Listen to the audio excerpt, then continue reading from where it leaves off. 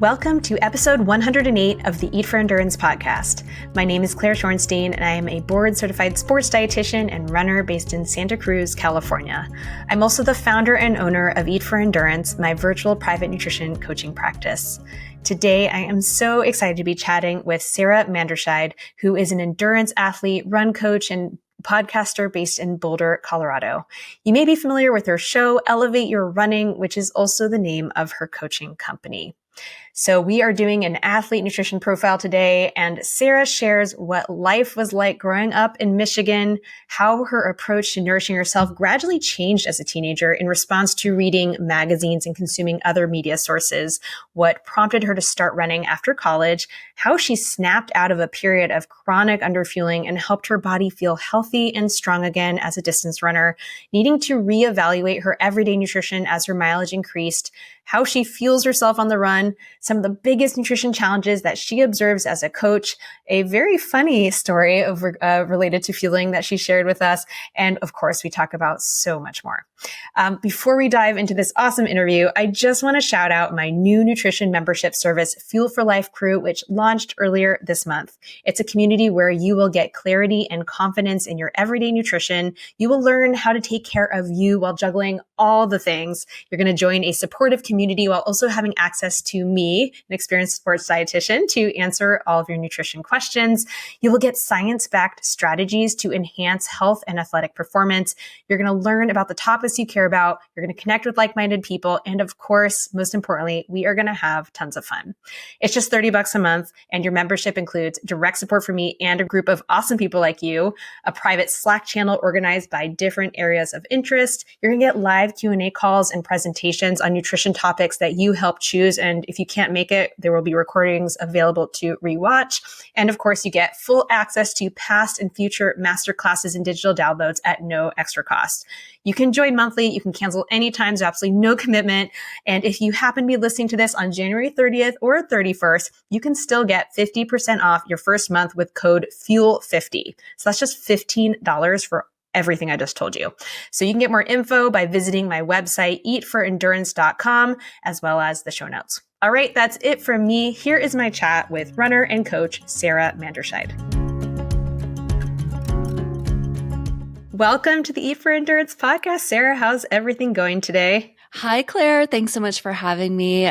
Things are great. It's been a really busy start to the year, but it's also been a lot of fun and I have a lot of energy, so I'm here for it. Love it. I love a lot of energy. You know, some people have had rockier starts to the year. And I know in my household, like my kids were sick, we were sick. It just definitely wasn't that like, yeah, let's go January feeling. But you know, we're here. We got here eventually. So I'm with you now. Yeah, awesome. Yeah. Did you run today? I did. I got in my standard daily run. I am training. I'm always training for something, but I typically run around 75 minutes most days outside of workouts, long runs.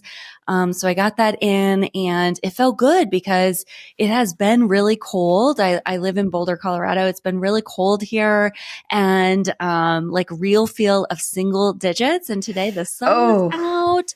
I had on, just a long sleeve and just normal running pants. And that felt great. Oh my God. You're making me feel so guilty for complaining because I also went running today and I was like, it's so cold. It's like 42 degrees out here in Northern California. So. Well, it's all relative. It's all relative. Yeah. Yeah. I coach a few athletes in California and we had a team call last night and we were kind of talking about how to stay how to keep the fun in training, especially right now in the colder temperatures, because we're all kind of experiencing it in our own way. And the Florida, the California, the 40s is cold. And I wish that were the case for me. Yeah. Yeah.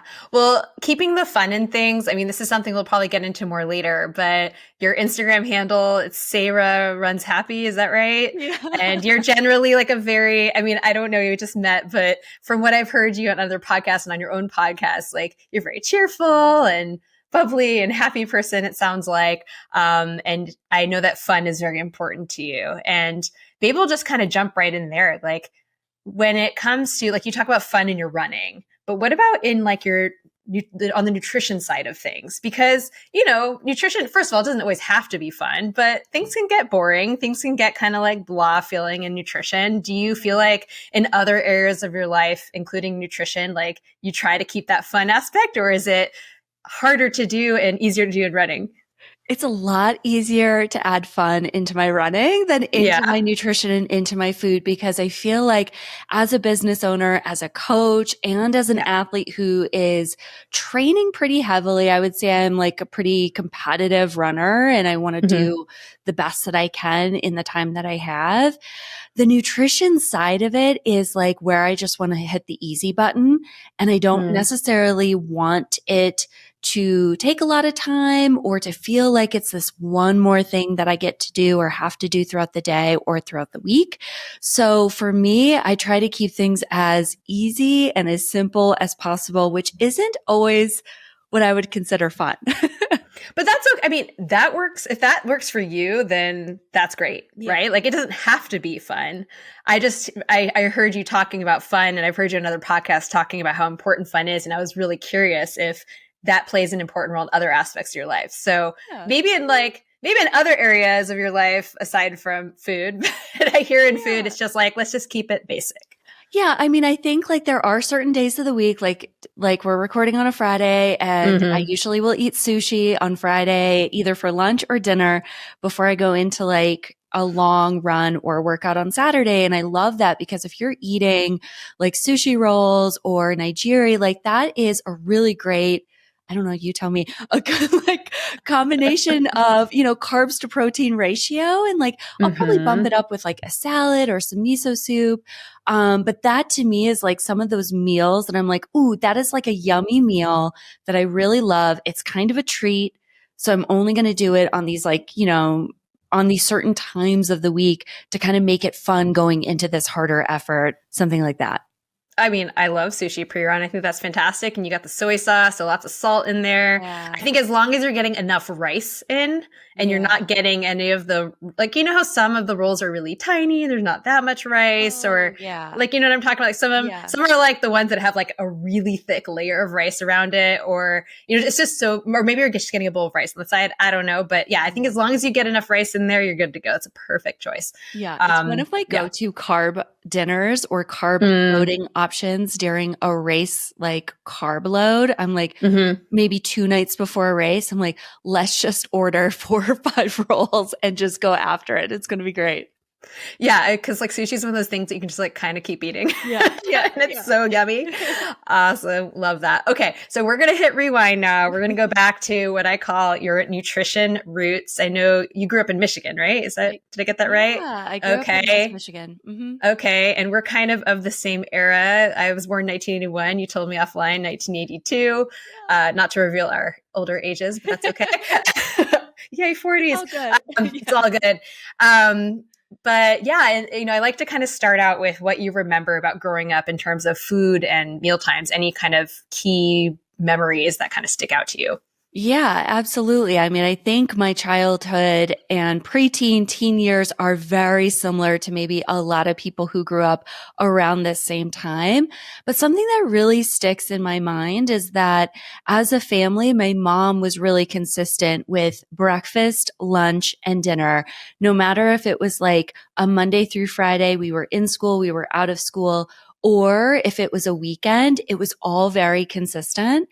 And my family kind of had this schedule of we ate at home throughout the entire week. It was always home cooked meals. Very rarely was it like a chicken pot pie from like the freezer section that we just like popped in the oven. Like usually my mom would make us dinner and we would have leftovers for lunch. And then every Saturday and Sunday night we would go out for a meal as a family. And that was just a routine that we did every single week.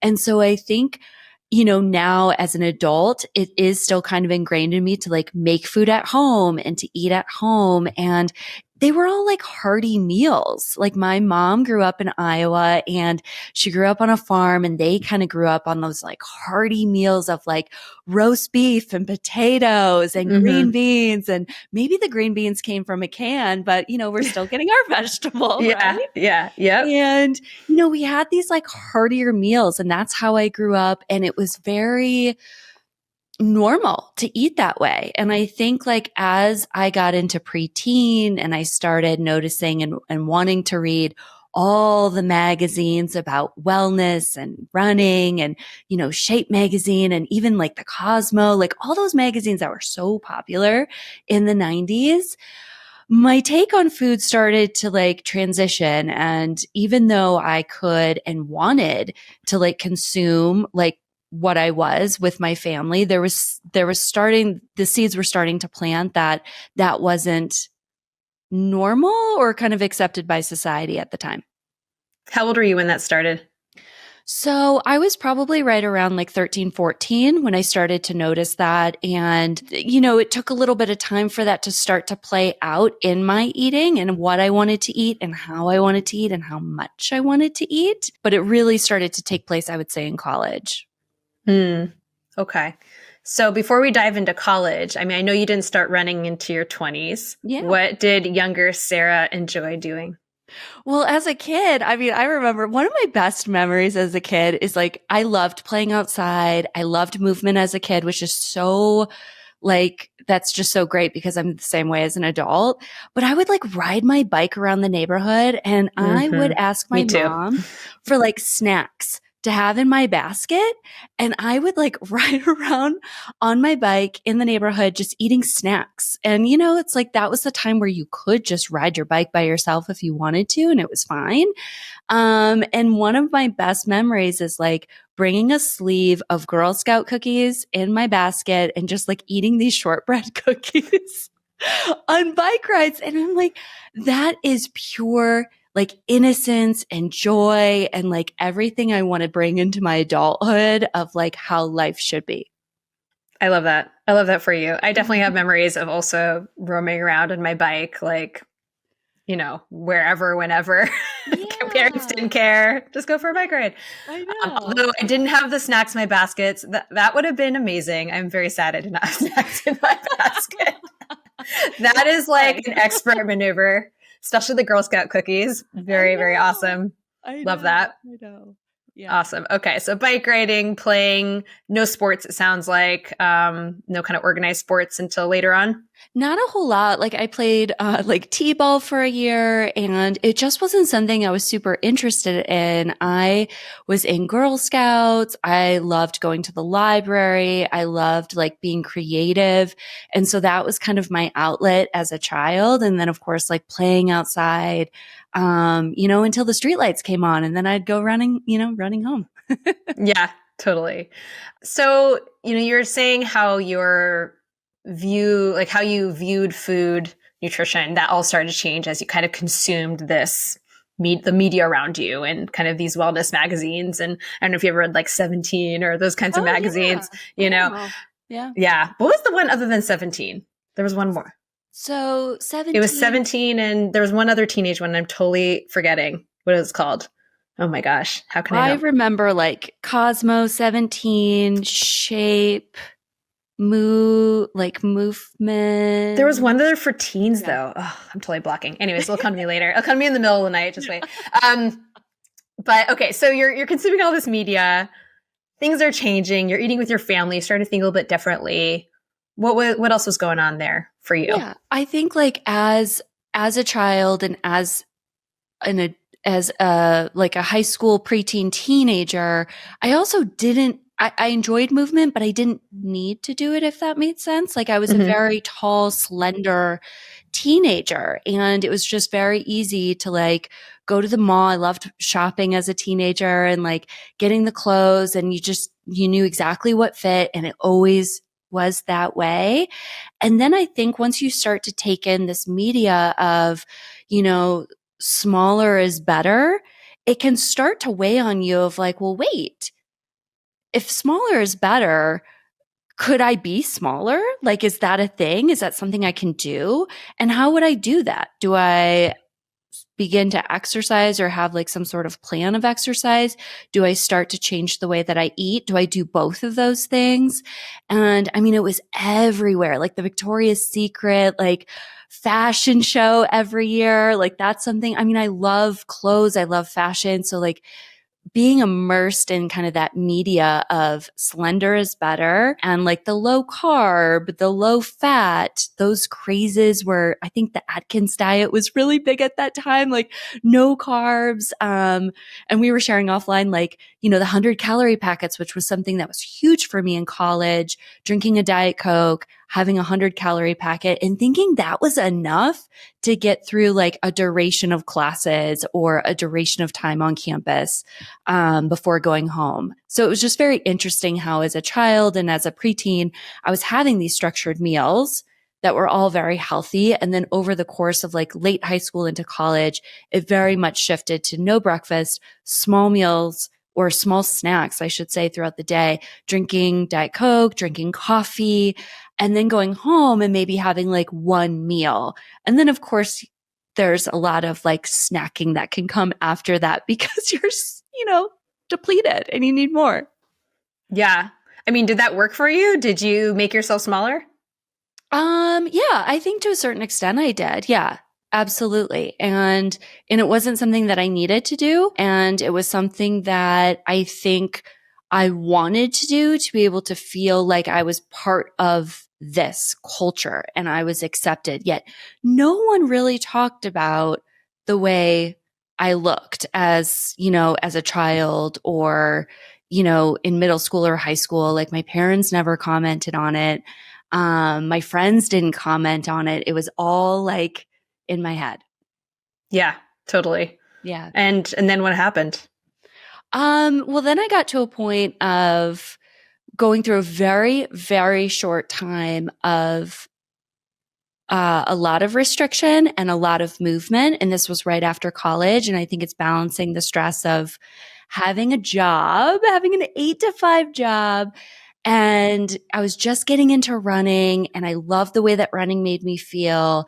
And I think it's also very common that when you bring in a new sort of movement in your life, that you're not paying attention to nutrition. And then all of a sudden you start seeing body changes and you're like, wow, that's actually kind of cool. Like I can see an ab. Like that's really, I like that.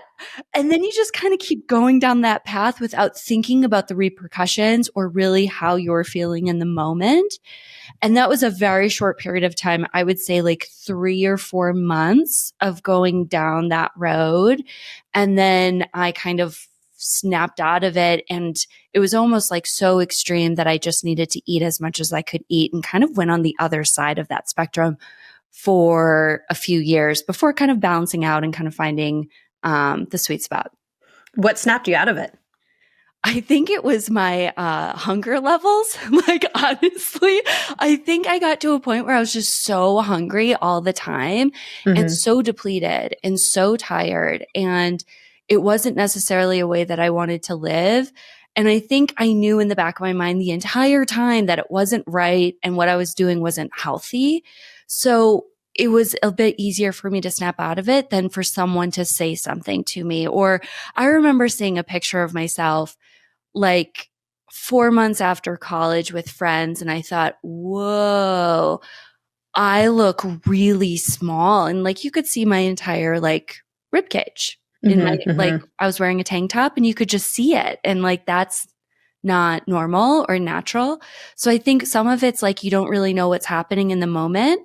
And then you see something or you hear something and it can snap you out of it. And I know a lot of people that doesn't happen and they continue to go down, an unhealthy road. And I'm just really grateful that, that I was able to kind of move past it and move out of it. Yeah. Thanks for sharing that. Yeah. So running, how did that come about? How old were you? So it's right after college. You were busy working in a completely different field. So you're a running coach now, podcaster, event planner. So much about it. This is so great.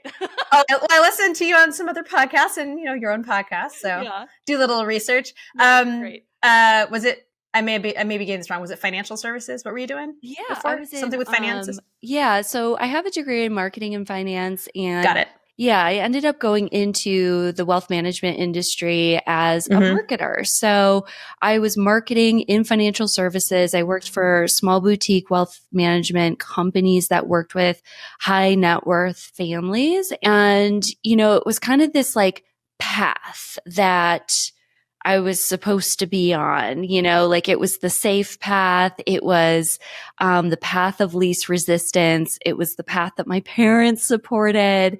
And I Mm-hmm. thought it was kind of this compromise with my dad of, my parents were really awesome and helped pay for my college education. And part of that conversation was, okay, if you want to get a marketing degree and do this, I also want you to have a second degree, something that's a bit more stable if the economy collapses.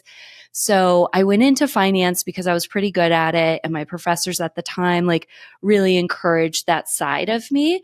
So again, it kind of comes back to this like very creative side I was as a child and like having that marketing side and also having this other like very structured side to me, in finance. So I did that for, like 14 years total after college. And in college, I was a social butterfly. I went to all the classes. I loved being social, but I also worked really hard and I worked a lot. So I was just always on the go, always going from one thing to the next.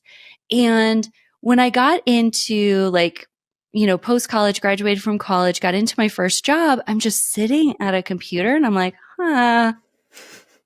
this isn't what I thought it was going to be. This is like not, I want to be moving. I want to be out and about. So I got a gym membership with my, just for, starting at this company. It was part of the perks. So, and it was right down the street. And I thought, oh, I'm just going to start running.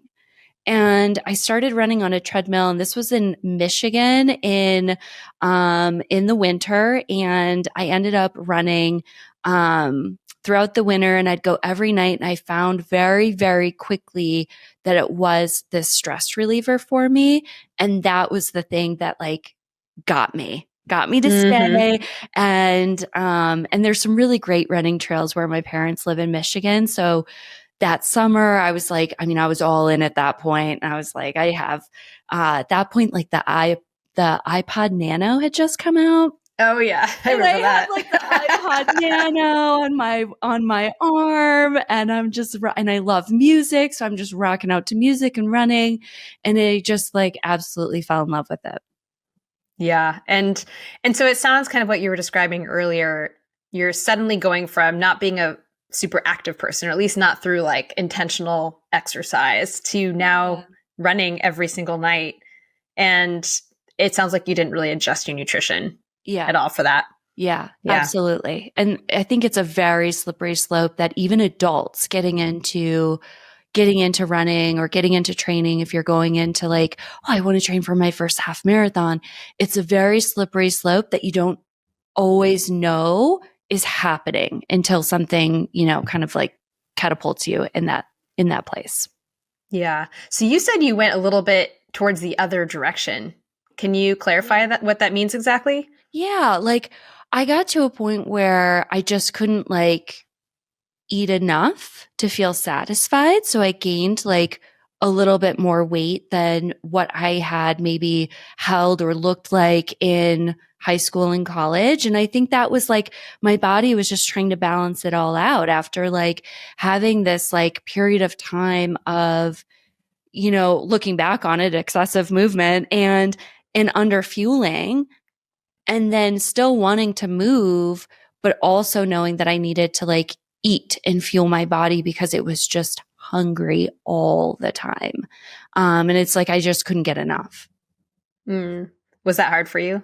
Like It having was your body really hard. change that much? Yeah, It I was really, imagine. really hard. Yeah, because I knew like I was doing what I needed to do because I was listening to my body, but to see my body, to feel my body, to have like my clothes not fitting, like that was really tough. And at this point, I was like 24, 25. So it's also like that's a really hard time, I think, to be in life and going through a lot of transitions on top of it with work and school and friends moving away, and trying to find what your life looks like outside of college.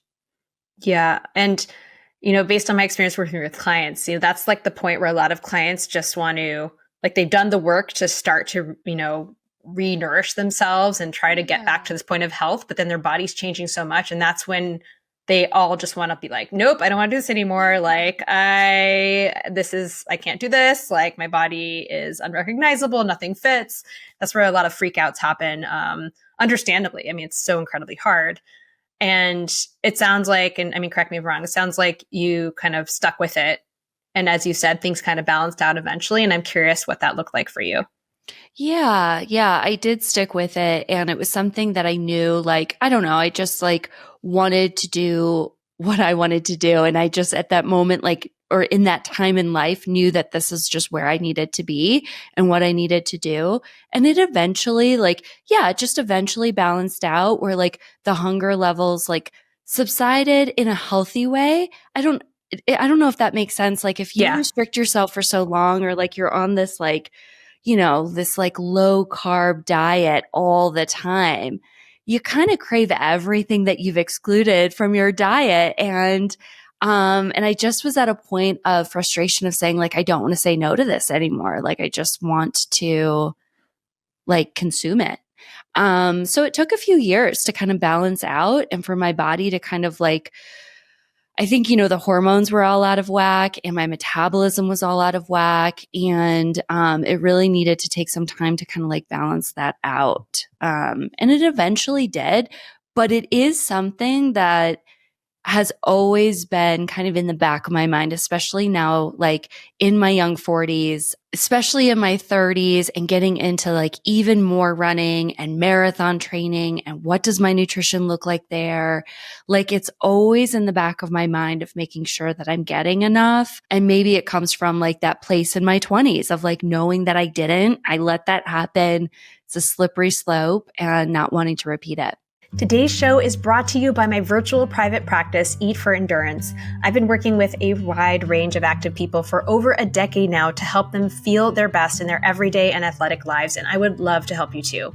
I have services to fit many different needs and budgets. If you haven't grabbed all of my free nutrition downloads yet, go to my website, eatforendurance.com, and do that now. You'll get some great guides on a variety of everyday and sports nutrition topics for $0.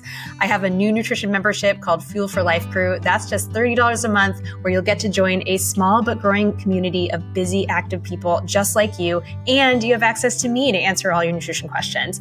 And of course, I also work one-to-one with nutrition clients if you need more personalized support. In one-to-one coaching, we explore your unique history, we assess you as a whole person in the context of your busy life, and strategize how to achieve realistic, sustainable health and performance goals. We deep dive into things like everyday eating, sports nutrition, gut health, body image, and whatever else you need to feel and perform your best. I've helped clients overcome low energy, GI issues, nutrient deficiencies, difficult relationships with food and body, poor athletic performance, injury, and much more. If you have an event you're training for or other nutrition and health goals that you want to work on, head over to eatforendurance.com and schedule a free discovery call now. All right, let's get back to the episode. So when did you start running marathons? I know that I think it was your first marathon that you qualified for Boston. I know you've qualified many times. And are you training for Boston right now, by the way? Or what are you training for? I'm not training for Boston. Woohoo! Only in the sense of like, I know that Boston is like a goal for most runners, right? Like I coach a lot of marathoners, and on their intake form before we jump on a call, one of the questions I ask is like, what's like your ultimate goal out of all of this? Like at the end of the day, we talk about short and long-term goals, but that like ultimate goal, and like so many people, right? I want to run the Boston Marathon. Yeah. And it's so cool. And I have to say, like training for Boston in the winter in Colorado, which I have done once. I've run Boston twice, but the first time I ran it was in the fall of 2021 because of the pandemic. So I went through like a summer Boston training, which is also difficult. I mean, just the training itself is tough. But yes, I am not training for Boston this winter, which is great for me.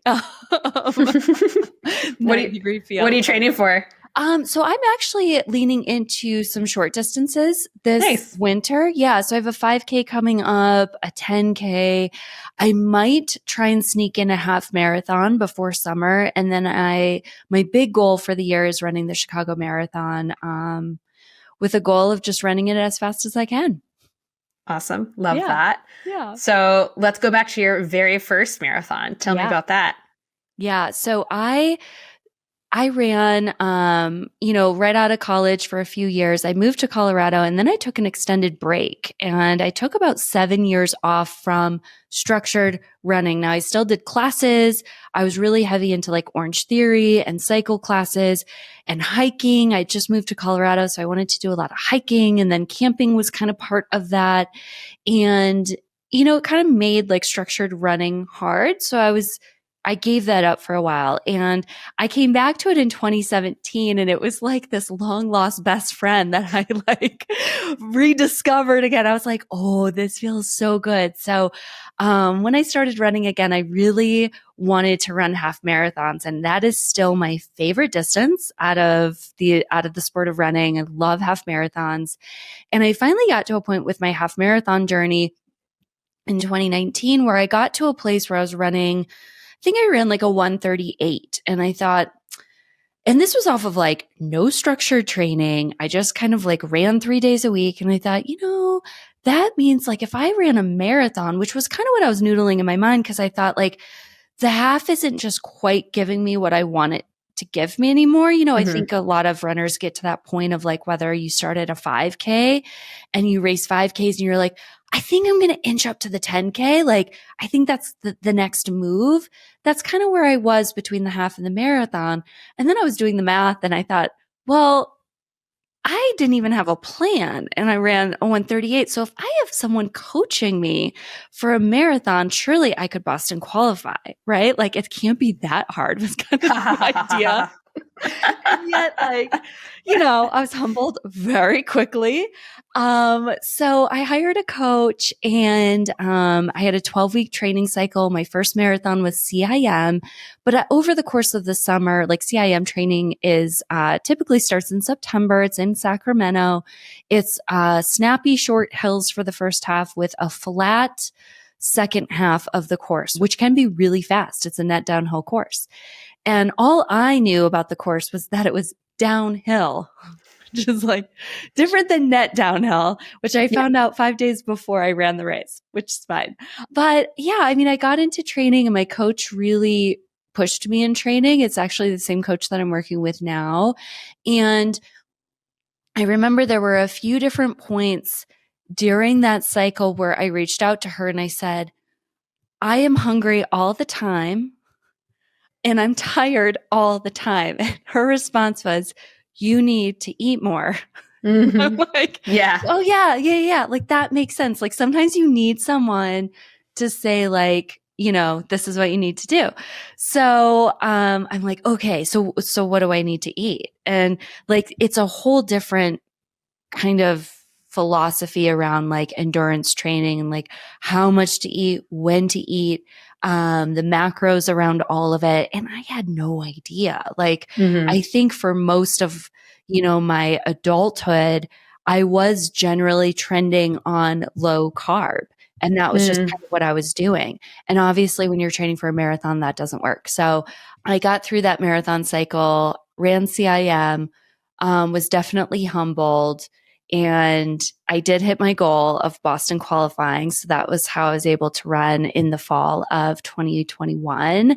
And it's been a fun journey since. This Chicago Marathon will be my 8th marathon since then. Awesome. Awesome.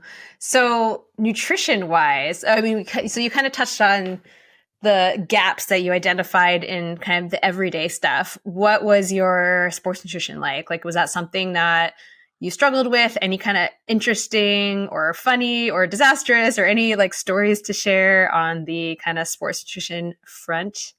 Maybe race situations or anything else there?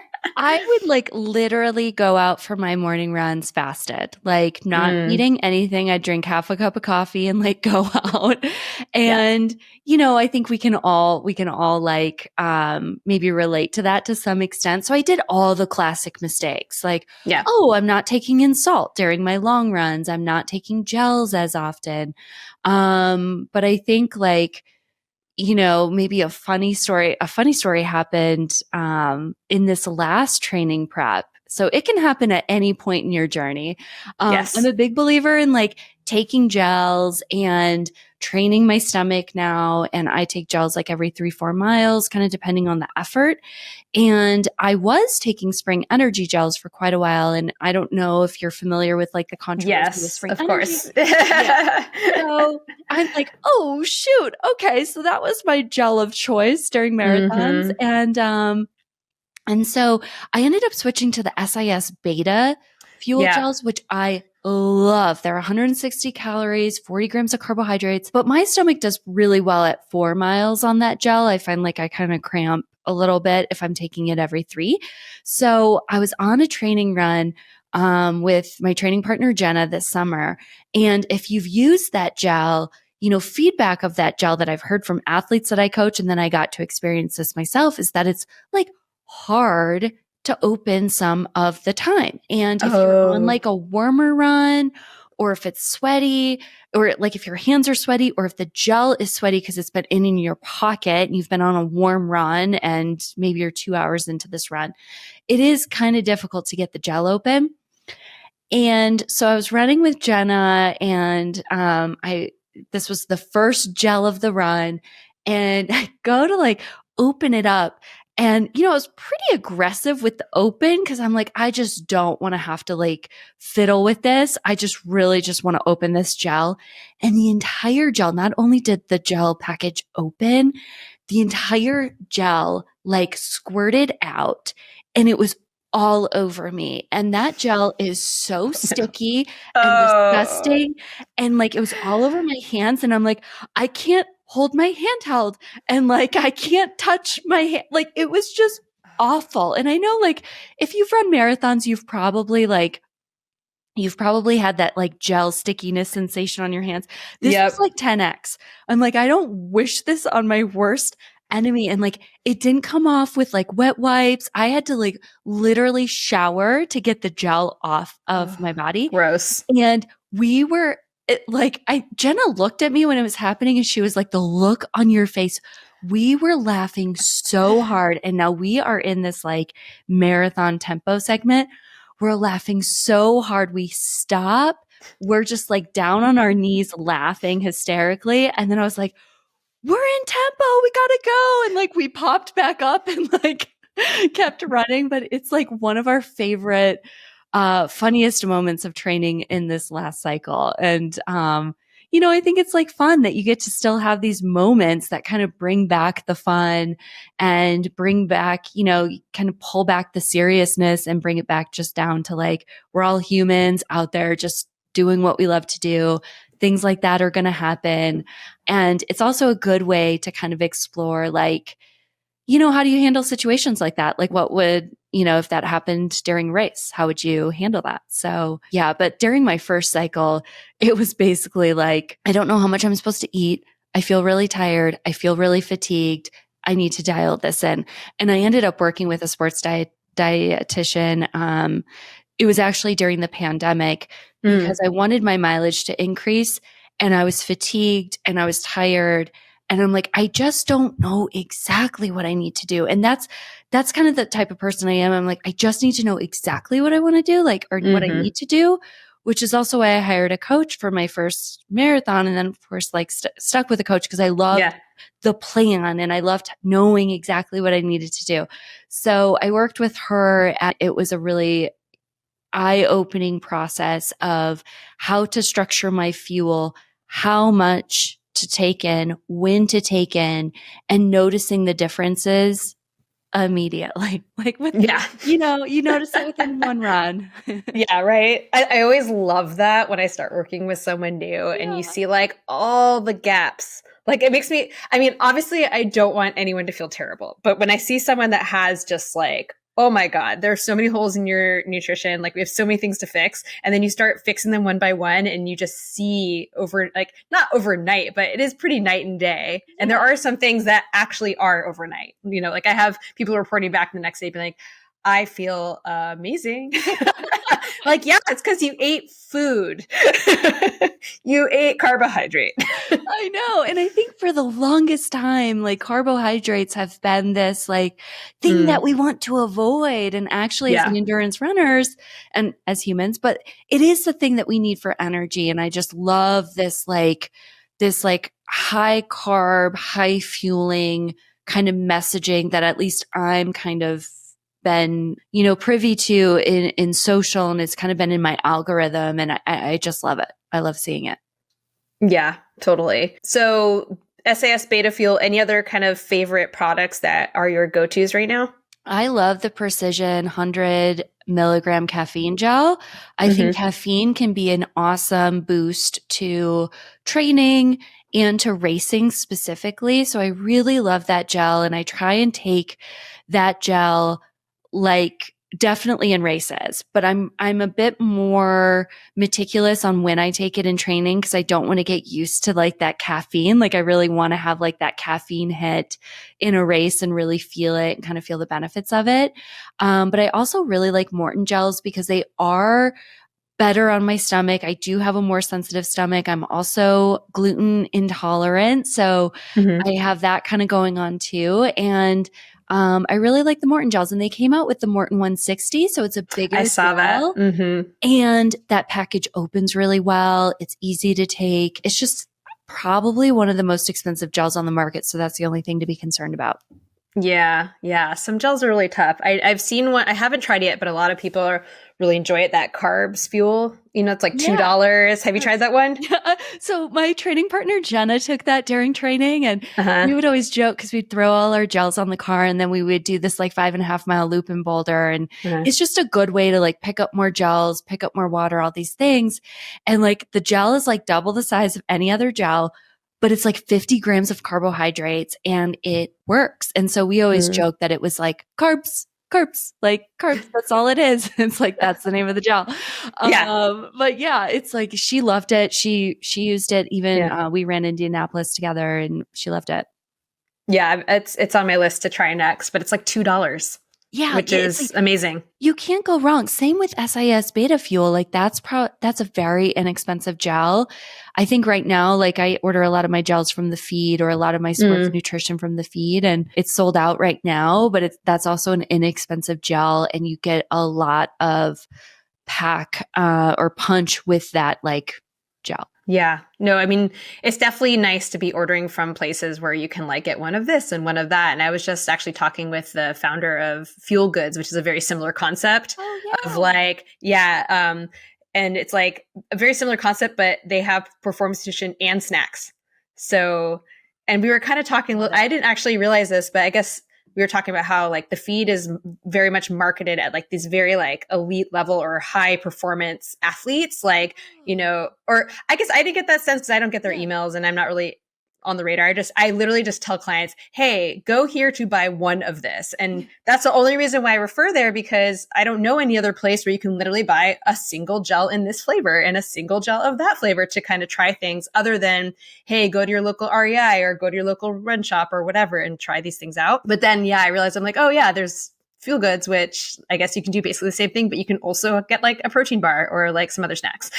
So I'm like, that's Which, cool. yeah, like little Sarah loves that. I mean, adult Sarah does too, but like snacks are great, So just there like, you go. You can throw a gel and some like granola bars in your basket or whatever. you know, I your know. running bag. I don't know, I whatever you know. want to Well, use fun instead of your fact, bike basket.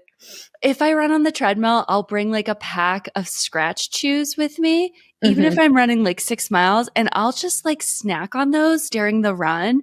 And I think it's like also, it just kind of reminds me of like, oh, I did this as a kid. Just, it was biking and I had Girl Scout cookies in my basket, but the scratch chews are great too. They're a little Yeah. tough to take when you're on long runs and, Yes. racing. But if you want to take a pack before you jump into a workout or you're on a treadmill, they're awesome.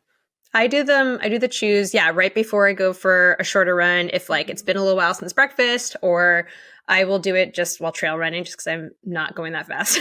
I don't go that fast anywhere these days, but I'll do that, or hiking or something like that. So yeah, love that. I mean, is there anything that you feel like you still struggle with nutrition related? Maybe it's like an everyday thing, or with your performance nutrition, or do you feel like you have it pretty dialed in right now? Yeah, I think it's always evolving. And something that I did a few years ago was work with a sports dietitian a second time because my mileage had changed quite a bit and the intensity of my workouts had changed quite a bit. And I just wanted to know, okay, now that I'm running this mileage consistently, and it's pretty high mileage, like what does my day really need to look like? Because I also have a dog and I walk her and I love to hike in Mhm. Boulder, and there's a lot of movement that I don't want to hit pause on just because I'm running. So how do we make this a win and make sure that I'm feeling myself enough? So I did that, which was a game changer. So for anyone out there who has maybe worked with someone before, but your movement has changed, highly, highly recommend working with them again to kind of get that, like, what do I do now sort of like advice. But I think the biggest thing that I struggle with is like the meal prep. As someone who is busy, I run my own business, I coach athletes, I have a podcast too, and I'm training. And if I'm in like marathon training, I'm running high 70-mile weeks. And I Mm. also do strength training, and there's just a lot. And I think, going into my Indianapolis build, on my podcast, I would always start with like an elevated moment. That's kind of like the win of the week. And every week I would talk about how my meal prep went because it was like accountability to me. And Yeah. I wanted it to be also a reminder for people that like no one's perfect. It's always going to be a work in progress. There's going to be an ebb and flow to it. But fueling is one of the things that I see as a coach that's probably like the lowest hanging fruit that needs to be adjusted.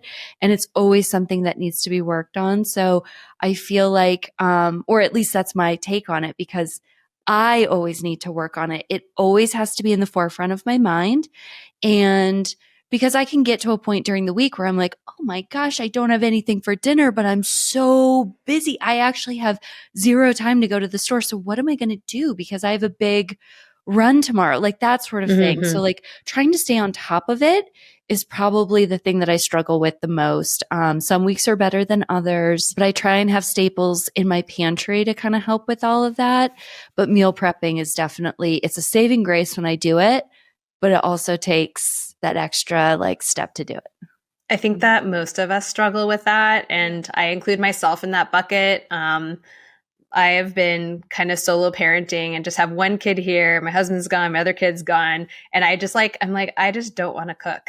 Like I know I do. My younger kid eats very few things, so it's easy, and I'm just like, oh, I really do need to like prep some stuff for myself because it's busy and got to do stuff. But I'm with you there. I think from what I see with my clients, and I'm sure you see a variety of things with your athletes, just planning and being prepared, and this it doesn't need to be like a homemade amazing meal. It could be something very simple. It could be a convenience item, whatever. But just being prepared enough to be able to put food into your body and put adequate amounts of food that will prepare you for what you need to do. It's just so important, but it's hard for a lot of people, and people then, find themselves scrambling. And so I often tell people like the first step is like, hey, let's just like check out your kitchen situation. Like you mentioned having things in your pantry. Like, yeah, is your pantry well stocked? Is your freezer well stocked? What's in your fridge? Like, what can we do to make sure that like, okay, you have been to the grocery store. Can you like throw together a quick meal using what you have? So, but yeah, I feel you there. It's hard. It's really hard. What have you found really helpful to kind of keep you on track there, aside from the accountability piece and like announcing that when, like what has helped you kind of stay consistent with being prepared? Yeah, that's a really good question. I think the thing that I try to remind myself on the weekend is like, this is helping you run what you want to run in X number of weeks. Like this is helping you, because it's very easy for me to say like, I'm going to do it later. And then later never comes, or I'm too tired, or it's 8 o'clock on a Sunday night. I'm not meal prepping then. I'm like basically getting ready to go to bed. So I think it's like making sure that I am a planner and I love to like plan my days, even my weekends, and making sure that I don't move it, and that it is kind of this, like, I view it kind of like a piece of my training. And I'm so diligent and consistent with running and diligent with strength training that I want and do see it as like that third extension of like, this is what I do instead of on Sundays. So what I found was Sundays were not working. Saturday afternoons totally works. So like I might go to the grocery store like on Thursday night or Friday night and then meal prep on Saturday. And for me, that has worked. I can get in a little bit of a pickle by Wednesday.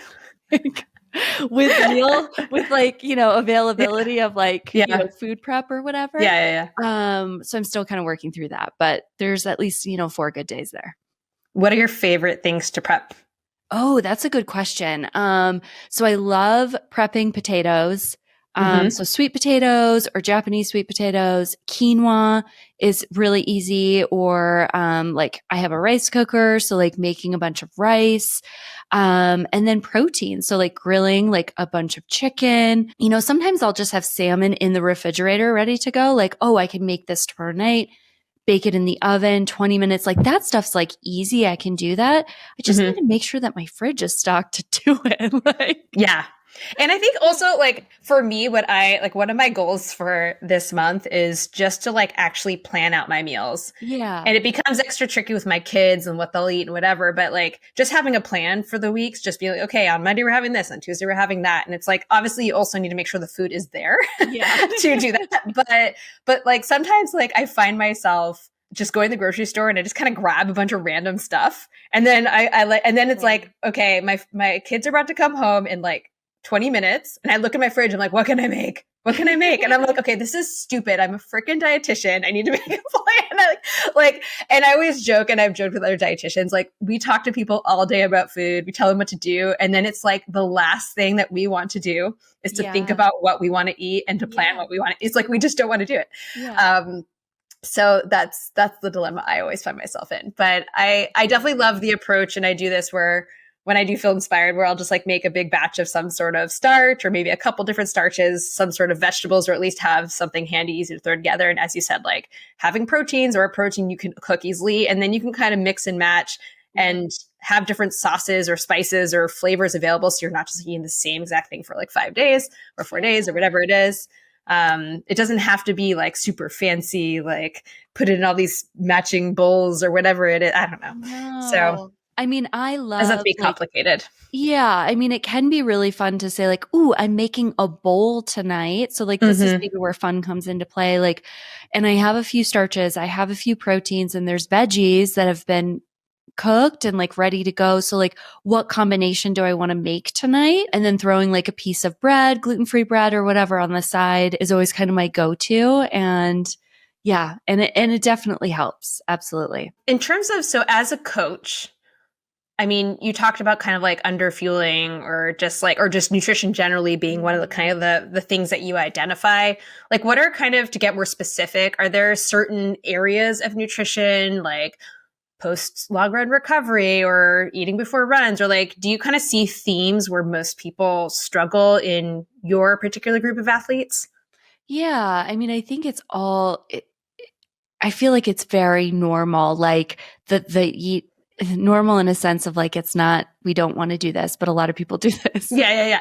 Common, but not normal. Yeah. Like, no, however you want to say. I didn't realize I needed to take gels with me on long runs, or I finished my long run. I went right into a strength or a yoga class, and then I picked up my kids, and then I did this, and I was like, so when did you eat? Like, when was the first piece of food? When did that like happen? And just talking through with the athletes, like, about the importance of fueling before, during, and after, and that critical recovery period and the why behind it. And, it is something that does take a while for athletes to adapt to. And just to, as a coach, I need to remind myself to check in with them.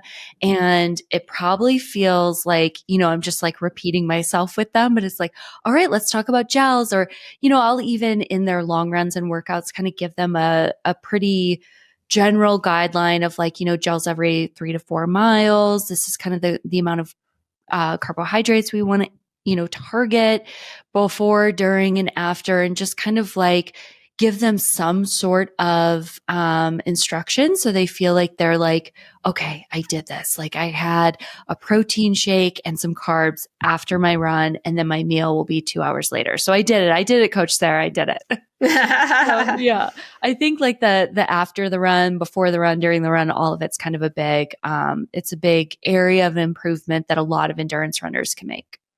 Yeah, I mean, there are so many areas and Yeah. I mean, every single person can improve something, myself included. I have yet to meet anyone who didn't need to work on something in their nutrition because there's just so many things we can work on. But I think the consistency piece is hard for a lot of people. And I think it's also easy to think about just like, I think we were talking about this earlier, like just really hyper focus on the run piece, or if you're doing another sport, whatever exercise you're doing, and just, fueling before, during, and after. Okay, well, what about the rest of the day? So, people forget. So I think just remembering like to really take a look at all those things. And listeners, and I mean, I've announced this before, but I have a free fueling before download before exercise, in case anyone wants some free content there. You can go to my website and download it. Awesome. Any other big plans for 2025? So you got Chicago, you got your other races. Do you still put on retreats? Is that something that you do as well? I'm not doing that right now. Oh, okay. Maybe in the future. Yeah. It was a lot of fun. So I hosted running retreats in Boulder for a few years, and it was so much fun. And it was a great chance to connect with athletes that I coach. And, it kind of came down to the start of last year, kind of listing out everything that I do as a coach. And I also offer like group coaching in Denver once a week. So I'm down there kind of in person, which is so much fun. And it fills my cup to be able to see the athletes like in person, which is a little bit different than virtual coaching. Yes. But it does take a lot of time. And with like, also coaching one-on-one, having other coaches on my team, having a podcast, I'm like, something on my list has to go. Yeah. So I think we're just going to press pause on the retreats and see if, maybe they come back in a few years, maybe they don't. But I am a coach who will travel to races, and I travel to a lot of races. Either I'm there supporting my athletes, or I'm also there just kind of shooting my shot at a distance, and then getting to support them the next day, like I'm doing in Houston here next week. And fun. And there's like 6 or 7 athletes. Some are local, but some are virtual. So it's going to be so much fun to get to see them and spend time with them. We either do like a shakeout run, or we do lunch or dinner. There's some sort of like social aspect. And then of course I'm also on the course coaching and cheering them on. Nice. Yeah. So it's a lot of fun. Do you have a big team? Like, how big is your team of athletes? Yeah. I mean, I don't know if it's big, but it is manageable for me. So, currently I'm coaching around 40 one-on-one. Oh, it's a lot. Yeah. And then I have group coaching athletes on top of that. But it is a lot of fun, and I really love it. But there's always something going on. Yes. Sounds like it.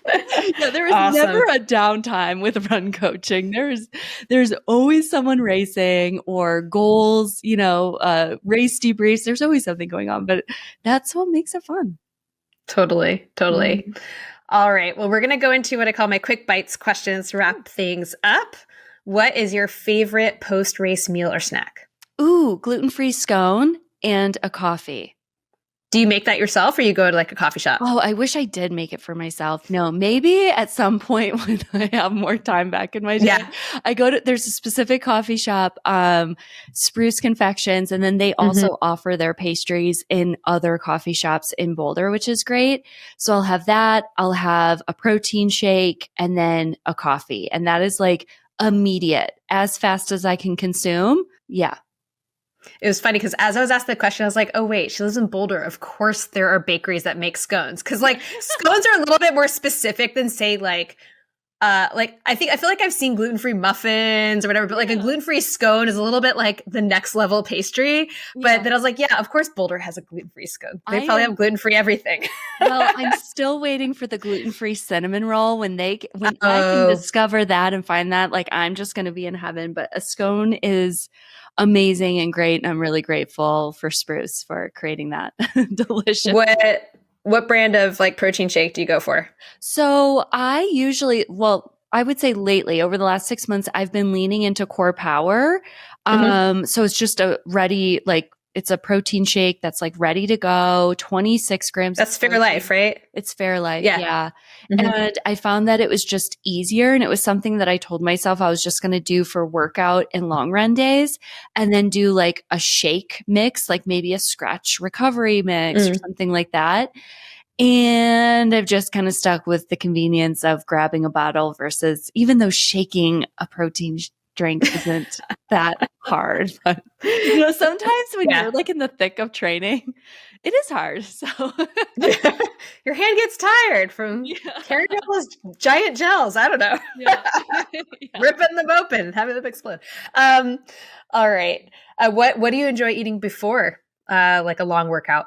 Yeah. So I always have 2 pieces of toast, nut butter, a banana, and then I check in with myself. And do I need a gel? Do I need something else? I want to give my best in workouts, and my workouts are pretty long, and they can be intense. So I also bring gels with me so I can take a gel after my warm up. And then if I need to take a gel kind of mid session, kind of depending on what that session looks like. Worst race nutrition experience? Ooh, worst race nutrition experience? Taking spring energy gels? That definitely goes down. Yeah, 100%. Me too.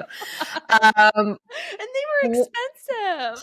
Don't even get me started, dude. I don't even want to give them any more airtime. I'm so sick of them. Okay. They're like they don't exist in my book. What is the most interesting food you've ever tried? Ooh, that's a good question. Can I pass on that one? I don't know.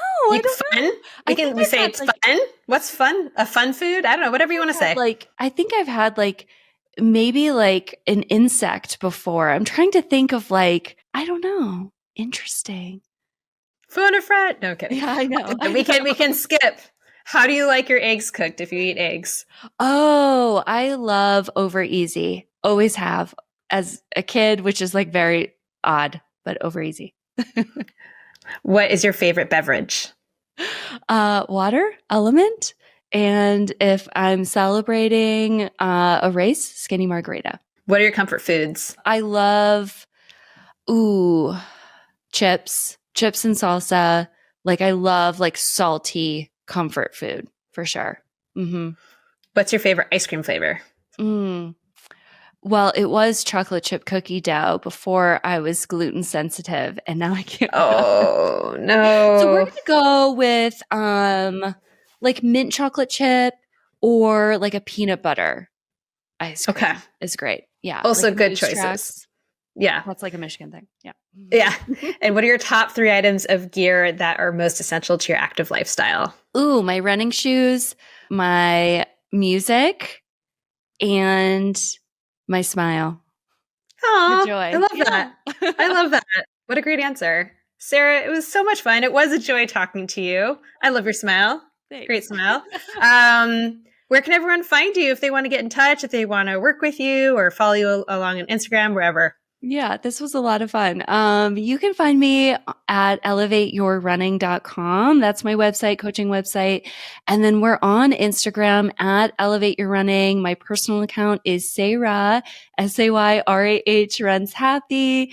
And you can follow me in both places. And I also have a podcast called the Elevate Your Running Podcast. Which you do weekly, which I'm always so impressed by people who do this weekly. Like I cannot, but you guys are rock. You rock. That's great. Yeah. I wanted, when I started it 3 years ago, I said, this is what I want to do. This is how I want it to be. And I'm really, really proud of the fact that it has been consistently new episodes every Thursday. And it's a lot of fun. Fantastic. Yeah. And I look forward to being on it soon too. Yeah, absolutely. Yeah. Next week. Yeah. Yeah, that's right. Awesome. Thanks so much, Sarah. Good luck with all your training. And I look forward to chatting with you soon. Sounds great. Thanks. That's it for our show today. Thank you again, Sarah, so much for sharing your nutrition story with us. Listeners, I hope you enjoyed that one. Before you go, I have a big favor to ask. I know I always ask this, but if you are enjoying this podcast, I would love it if you could share this episode or one of your other favorite episodes with a friend or whoever you think would enjoy it. This really helps me grow the show, and I am so grateful. Also, make sure you hit follow or subscribe wherever you listen so you don't miss an episode. And if you haven't already done so, could you please leave me a rating and review wherever it is that you listen. I am always welcoming constructive feedback or positive feedback, whatever you want to give me. I would love to hear it. Lastly, if you would like to give this podcast a little bit of love and specifically my affiliate codes that you can use to help support my free content, I would greatly appreciate it, especially because I just made the big jump and decided to hire a editor for my podcast for the very first time. So actually the videos are very different now. If you head on over to my YouTube page, you can check it out. It is awesome. It's like night and day. So if you want to give my affiliate code some love, that would be very appreciated. You can use Eat for Endurance 20 if you visit Scratch Labs and you are a first-time user. You can use the code Eat for Endurance 15 if you enjoy Momentous products. And I have a bunch of other codes that you can check out over on the shop page of my website, eatforendurance.com. You can also buy a hat. I still sell those. If you want to get an Eat for Endurance hat, that helps support the pod a little bit. So anything helps. And lastly, of course, I do have a Patreon page that you can donate to $1 or $3, or if you want to get all the perks, you can donate $6 a month. I would love to see you over in that community as well. All right, that's it for today. I will see you guys next time.